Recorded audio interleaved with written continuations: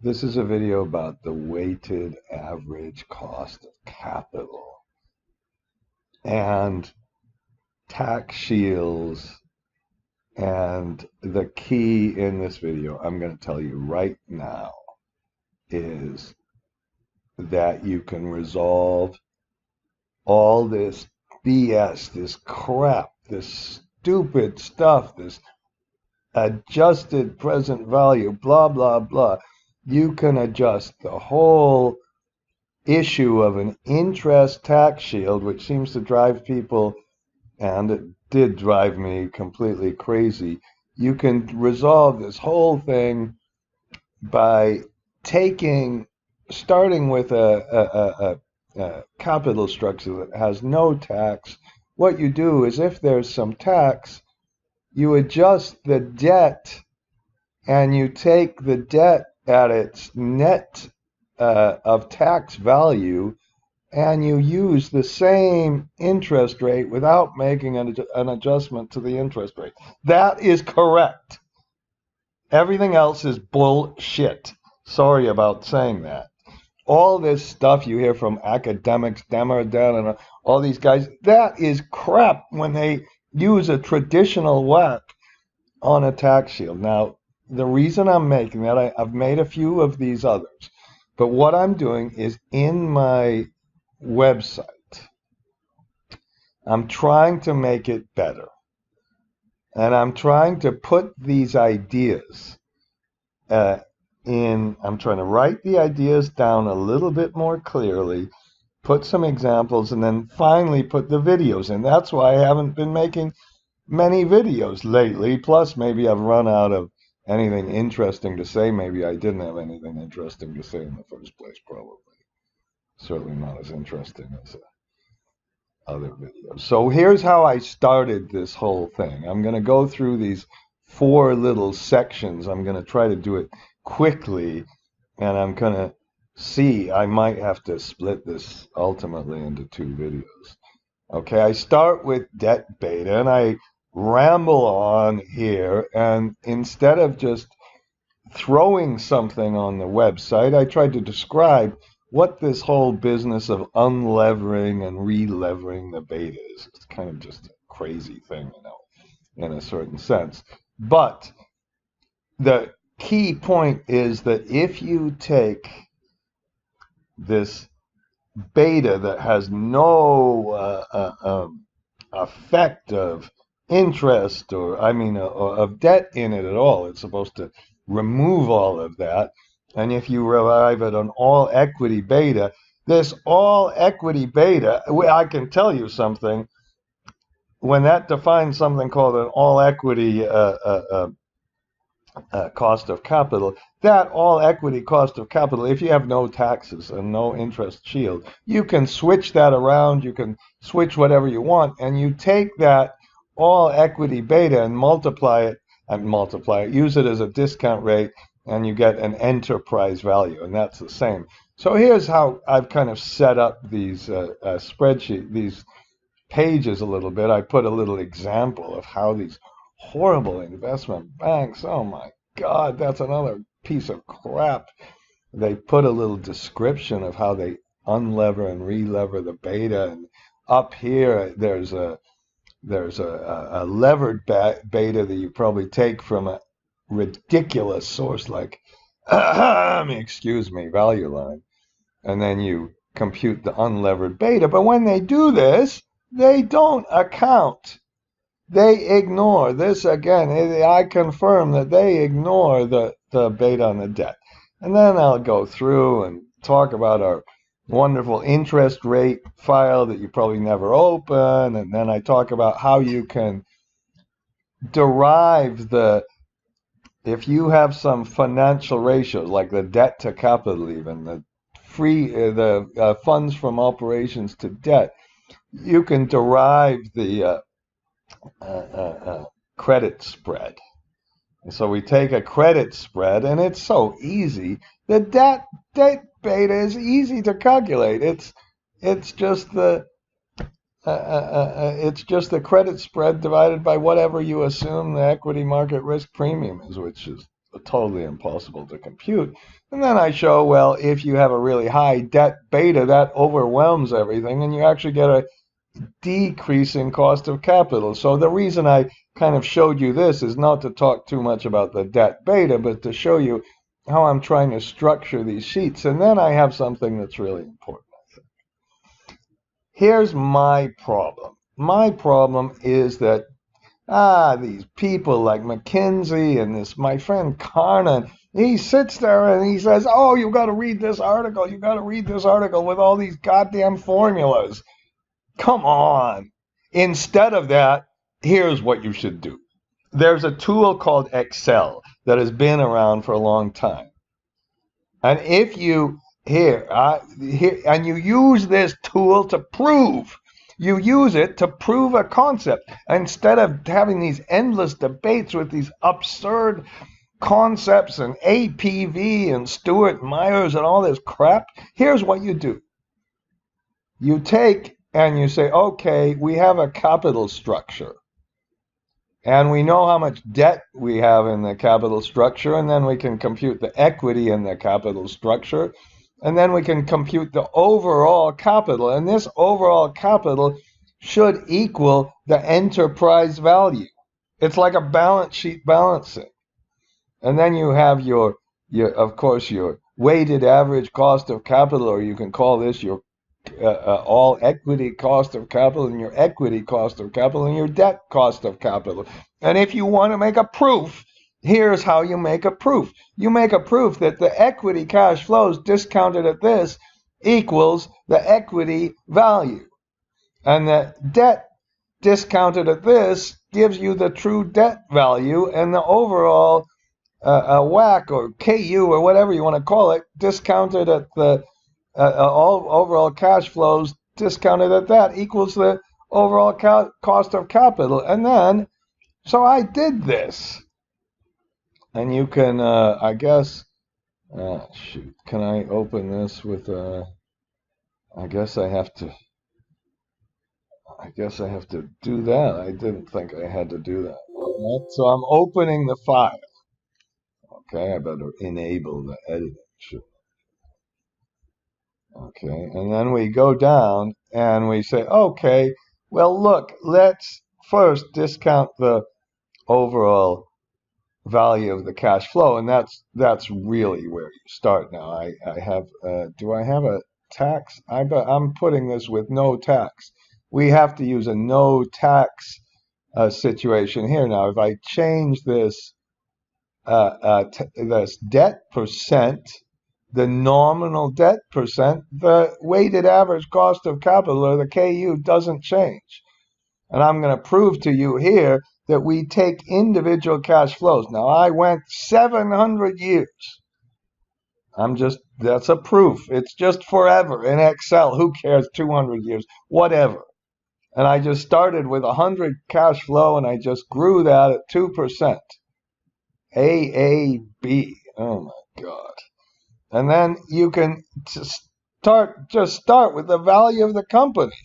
The value of the company, everybody agrees, and the only decent people in this whole thing were Modigliani and Merton Miller. He said, okay, take the free cash flow of the company. He said that in the 50s, and nobody's done much since then.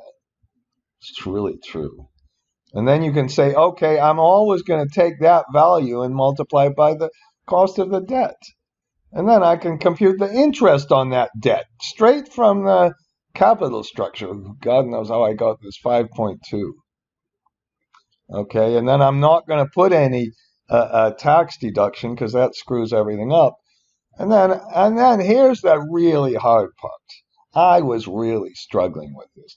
But if the debt increases, and this is the debt after you retire debt and issue debt, if you've got some new debt, that provides cash flow. And if you have to go one thing forward, and then when you go one thing forward like this, you can say, okay, well, that's the debt cash flow, and the equity cash flow is what's left over. The debt cash flow was a really big deal to get this change in debt. That took me a long time. But once you do that, you can get, here's the present value of the interest. here's the present value of the new debt. And you take that present value of the interest and the present value of the new debt, and that gives you the overall value of the debt. Okay, here, this 1310, this was the value of the new debt.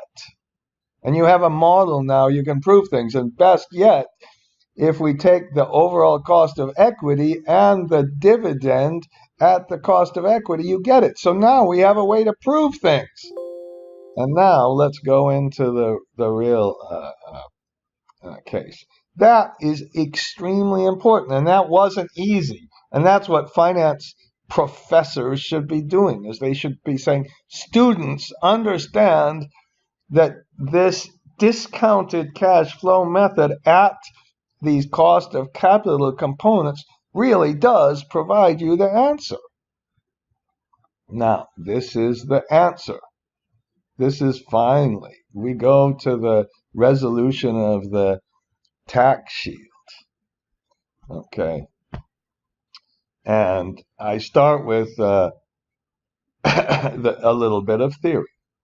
And then you go through, and this irritates the heck out of me, you know. Method 1, FCF at WACC. Method 2, ECF at KE. Method 3, FCF at KU to give KU. Add PVTS. Method 3, CCF. I have no idea what that is. And then this irritates me even more. Oh, let's put a bunch of fancy formulas there and write it down and prove it with some formulas. And then you get nowhere. And if you start with a very simple case, now I've shown you this before, but nobody's watched the video, so what the hell? Okay, you have the value of the house. That's your enterprise value. That doesn't change no matter what. That stays constant. And you issue some debt for the house, and your remainder is the equity. And if you sell your house and somebody buys it for 100, you're going to have to pay off the debt, and you're going to get left over at 400. Now, let's change it. Let's say some idiot like the government, not they're idiots, they say, okay, we're going to take this debt and we're going to give you a big break. Now, somebody issuing the debt doesn't give a shit about the break you got. The debt, the tax break you get from your perspective is a subsidy. It has nothing to do with the cost of debt. That subsidy means that your market value of debt went down. And how can these idiots, how can they sit there and say, oh, use market cost of debt, use market cost of debt. Your fixed obligations went down. And the way to measure your fixed obligations is still to use this 10%. Why can't these finance people understand that? Really? Why can't they understand that? And then when you get left over, your net value of your house went up. Your net value went up by the tax break, and the tax break has to be discounted at the nominal cost of debt. That's the investors haven't changed how they're valuing the debt. Okay, if you want to do it a different way, let's take this one, and that's the one I started with. Let's take a capital structure where we had 600 of debt, 400 of equity. Everything was fine, and we proved that case just now. Everything was fine, and your overall cost of capital is 4.8%, and blah, blah, blah. You have no taxes. And then you go over here, and here's the correct way to do it.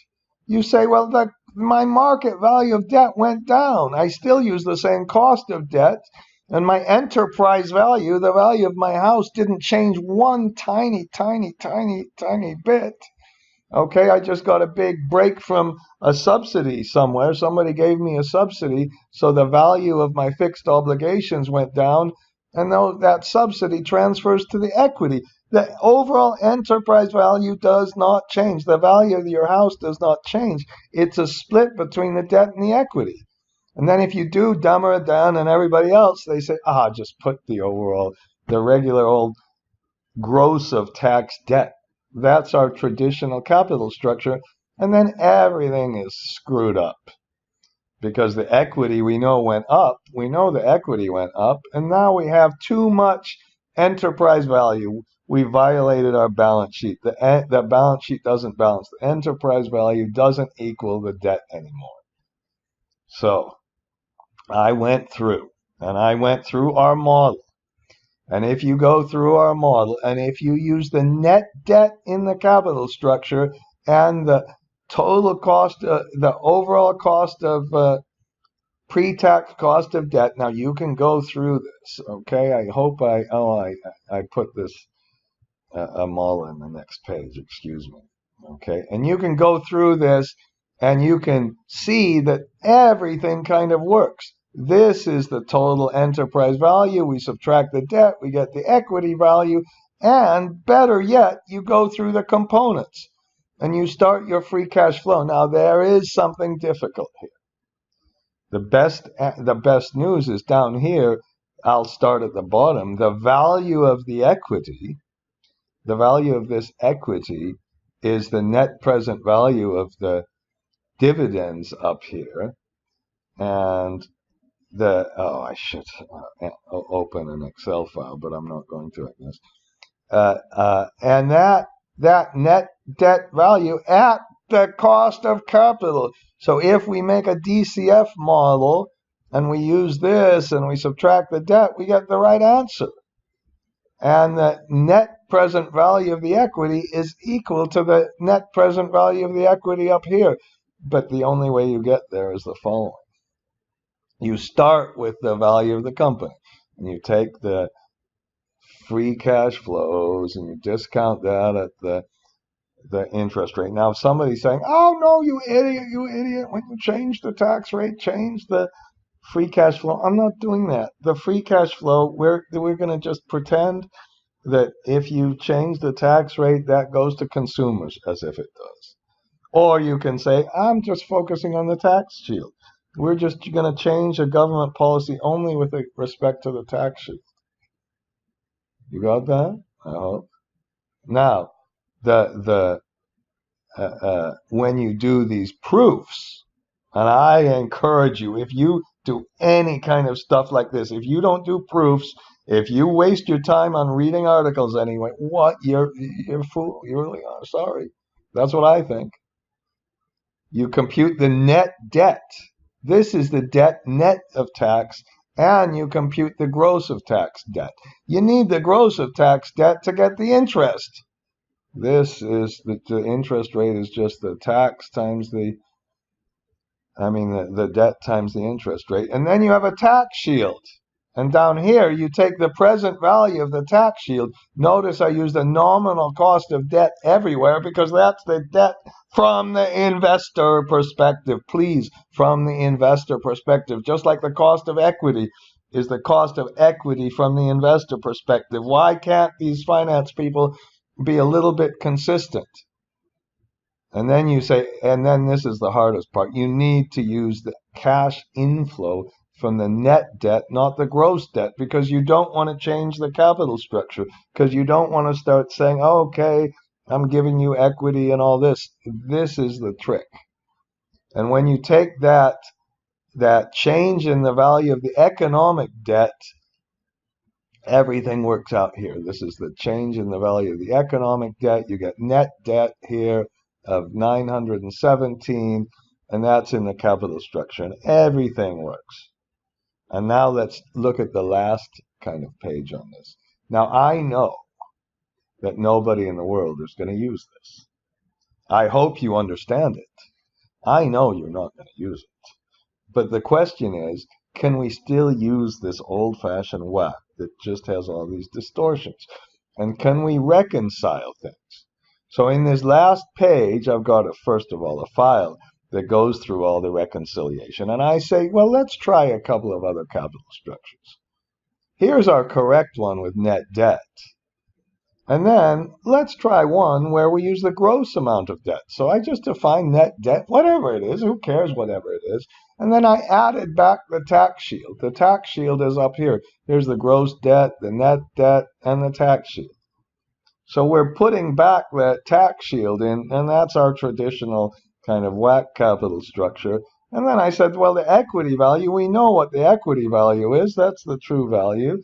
So let's back into our percentages.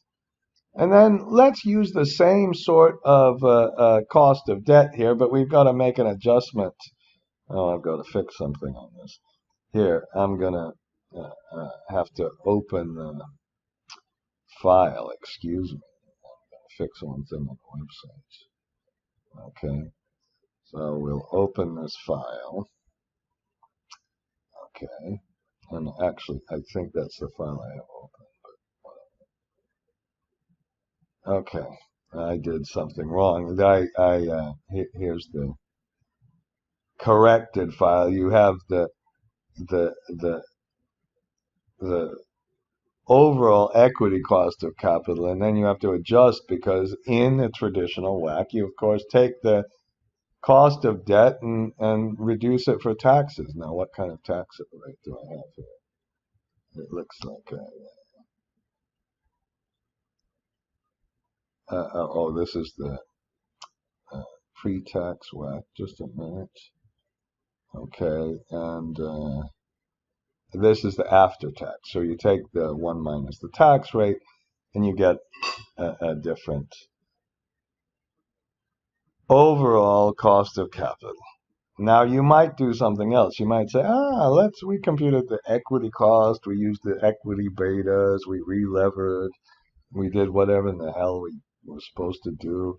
And then we get a different, it's not that much different, but this is 5.78, 5.57. Okay? And then you go through and you say, okay, well, let's try this. Let's use the discounted cash flow method with this capital structure and see if we get consistent results. This is the proof. See if you get consistent results with the DCF. And you don't. You don't get anywhere close. So then I kind of did this, and this time I did different things. So when I first said, okay, well, this is the correct, everything's fine. And then let's use this second one. And then we get an error. Oh, and you say, the error is a tiny little bit. Who cares? This worked pretty well. Why are you moaning so much, you jerk? You're moaning all the time when this didn't do such a bad job, because when we go through and we take our classic capital structure, we don't put any net debt here. We discount it this is what you do in a WACC. You discount it at the cost of capital, and then you'd add a tax shield in, and then you see if these values are the correct values. And guess what? They're close, but not very close. I mean, they're close, but so what? But then, now let's put a 4% discount rate and a growth rate, and then we got a gigantic error. Or 5%. Maybe you could say, okay, 3%, we only get an 8% difference. And if this is terminal value, you don't get that big a difference. But you do get a difference. It does not work, period. And it's just because of all the weightings you put in the capital structure, and because you're trying to reconcile a cost, a enterprise value that now includes the tax shield. And by the way, when I did this, I put in the enterprise value plus the tax shield. That's what we're aiming for. And we get this 22% error when we try to get either the equity value or the enterprise value. So let's try the next one. And on the next one, we say, let's do the WACC with the same cost of equity. Now I get a 38% difference. If I used a 3 or 2%, or a 3%, I still get a 17% difference. So this idea, all these writing down of these formulas, you can prove it. And the proof is you go through the 700-year or whatever, 200-year model, and you see what the actual enterprise value is at your cost of capital, and you see if it works. And it doesn't. And then you go through and you say, here's the debt, and then you go through, here's the interest on the debt, here's the tax shield, and then you do the hard part, which is you have to take the change in the debt and realize that's positive cash flow. If somebody gives me debt every single year for my equity, that's positive cash flow. And then you compute the equity cash flows, And then down here, you take the present value of the equity cash flows, and you take the present value of the tax shield, and you take the present value of the debt changes, and you can reconcile it. And I proved it with the other one. So I'm an arrogant little shit because I think I'm disputing all these famous finance kind of people. Now, if you want to do it right, it's really hard. You have to start with the net debt. And when you start with a net debt, then you can back into you can back in and say, okay, let's figure out what kind of cost of capital do I need here to give me this number, which is not really the enterprise value. It's the enterprise value plus the tax shield. So you back into this number. And where did this come from? This came from over here. I said, okay, let's take that cash flow divided by the value and add the growth rate. You can then figure that out. And then you can go and figure out the cost of equity. Well, the cost of equity, we first figure out the weighted debt equity component, and then we divide that by the equity to capital. And when you do that last one, I've got a little choose thing here, I think. When you do the last one, you get the right answer. Okay? And now somebody came in, so I got to stop making the video. And I think I'm really finished anyway. Okay? And that's my first video in a very long time. And I'm just recapping. I'm being very, very arrogant to say that all of these finance professors for all of these years were totally full of shit, but they really were. All right, and that's it. Let me try to stop my video.